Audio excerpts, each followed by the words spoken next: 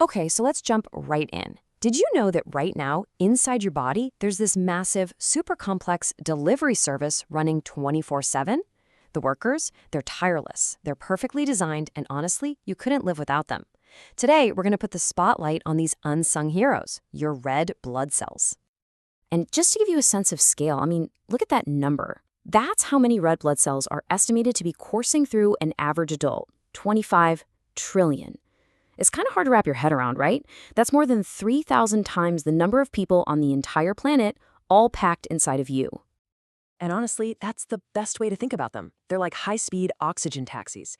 Each one is this tiny biological vehicle, and its only job, its whole purpose, is to pick up a super precious passenger, oxygen, and deliver it exactly where it needs to go. So for the next few minutes, we're going to explore how these amazing little machines are built, how they work, and yeah, what happens when the whole system breaks down. All right, so to really get these workers, we first have to understand their workplace, which is, of course, your blood. I mean, it might just look like a simple red liquid, right? But it's actually more like a bustling city.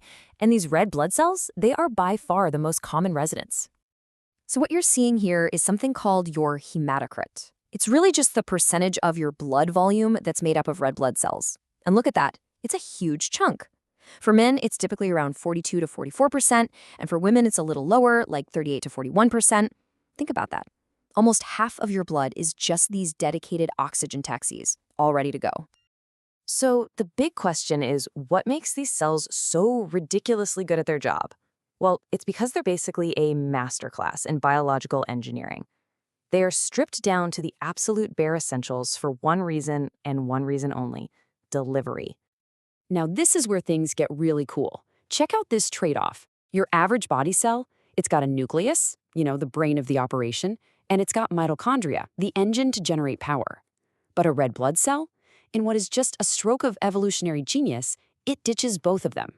Why would it do that? Well, no nucleus means way more room for its cargo. That's the hemoglobin. And no mitochondria means it doesn't get tempted to use up the very oxygen it's supposed to be delivering. It is the ultimate selfless courier. It's all about pure, unadulterated efficiency. And the secret to how it survives its journey, well, it all comes down to its chassis.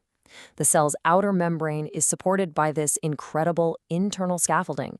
It's made of key proteins. You see them here: spectrin, ankyrin, actin. These aren't just random bits and pieces. They form this super resilient, super flexible mesh on the inside. And this is the payoff. That protein skeleton gives the red blood cell this incredible ability to change shape. I mean, it can twist, bend, and literally squeeze through the tiniest capillaries in your body. Some of them are actually thinner than the cell itself. And the craziest part? It just springs right back into its original shape on the other side. That's a journey that would totally destroy any lesser vehicle. Okay, so every single one of these red blood cells is on a finite mission. It has a beginning, a middle, and an end. It's born, it works its tail off, and then after a long tour of duty, it's retired and recycled with amazing efficiency. This is its 120-day mission. So how does it all start? Well, the production line kicks into gear whenever your body detects a drop in oxygen levels. Your kidneys basically act as mission control.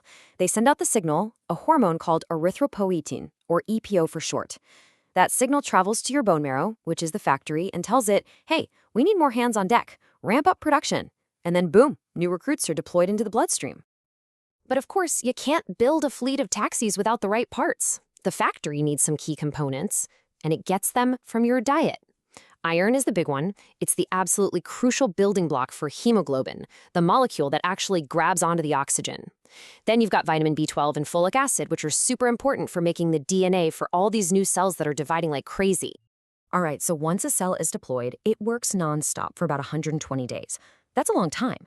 After literally millions of trips through your body, it starts to get pretty worn out. That's when these specialized cells called macrophages, mostly hanging out in your spleen and liver, step in. They're the recycling plant. They break down the old, tired cells and, this is the best part, they carefully salvage the valuable iron so it can be used to build the next generation of recruits. Nothing goes to waste.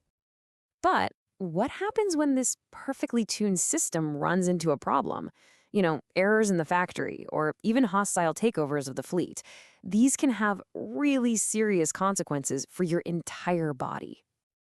So here's the bottom line. Anemia is basically a shortage in your delivery fleet.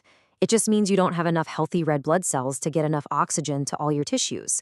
This could be because you're low on building materials, like iron, or maybe there are problems back at the factory in your bone marrow. And the result? You feel tired, weak, because your whole body is literally running on low fuel. Now, this next one is one of the most dangerous situations you can imagine. Carbon monoxide. Think of it as a hijacker. It binds to the hemoglobin in your red blood cells. Get this, over 200 times more strongly than oxygen can. It basically steals oxygen's seat in the taxi and then refuses to leave. It forms this super stable compound called carboxyhemoglobin, which effectively takes your oxygen taxis completely out of commission. And that leads to severe suffocation of your body's tissues. Okay, last big topic here. It turns out not all red blood cells are created equal. They have these specific ID tags or markers on their surface. And understanding this compatibility protocol is, and I'm not exaggerating, a matter of life and death when we talk about blood transfusions. So this chart here breaks down the main system, which you've probably heard of, the ABO group. Basically, your blood type is all about which antigens, those are the surface markers, your red blood cells have. Then, your immune system is smart. It creates antibodies in your plasma against the antigens you don't have. So, it makes sense, right? If you have type A blood, your body makes anti-B antibodies, ready to attack any foreign type B cells that might show up. And this right here, this is the golden rule. The donor's antigens, those markers on the red blood cells, must not match the receiver's antibodies. Because if they do, you get this catastrophic clumping reaction called agglutination. The blood cells all stick together, they get destroyed, and it can lead to really bad things like kidney failure and shock. This is why blood typing is so critical. And it's not just ABO. On top of that system, there's another really important marker, the Rh factor. It's pretty simple. You're either Rh positive, meaning you have it, or Rh negative, meaning you don't. This little plus or minus sign is hugely important, especially for an Rh negative mother who's carrying an Rh positive baby, because her body can create antibodies that could cause problems in future pregnancies. So just let this sink in for a second. In the time it took for us to go through all this, your body, your bone marrow, has built about 2 million new red blood cells. Millions of these perfect little machines, all just to keep you alive. It's this constant, silent, absolutely staggering process going on inside you right now. Kind of makes you wonder, what else is it capable of?